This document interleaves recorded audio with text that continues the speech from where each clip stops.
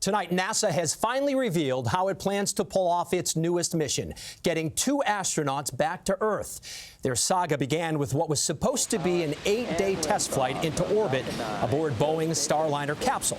Well, now instead of 8 days, it will be 8 months. All of it a blow to an American aviation giant now stumbling in space. CBS's Mark Strassmann is in Houston tonight and leads us off with the very latest. Mark? David, this is one of the most consequential safety decisions for NASA in a generation.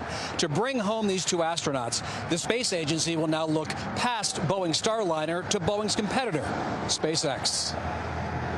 NASA has decided that Butch and Sonny will return with Crew 9 next February. NASA's decision switched spaceships and space companies mid-mission. Ignition. Back in June, astronauts Butch Wilmore and Sonny Williams flew to the International Space Station on Boeing Starliner. But now they'll fly home next February in a SpaceX Crew Dragon. Despite Boeing's insistence, Starliner is safe to fly them back.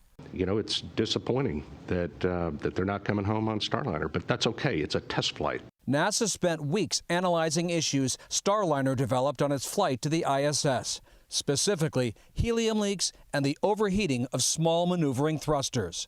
That propulsion system's critical to the return flight home, including undocking and the braking burn on the return to Earth.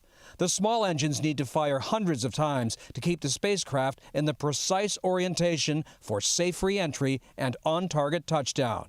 Instead, Starliner will return uncrewed next month. There was just too much uncertainty in the prediction of the thrusters. It was just too much risk with the crew. In a statement, Boeing said, "We continue to focus first and foremost on the safety of the crew and spacecraft. We are executing the mission as determined by NASA."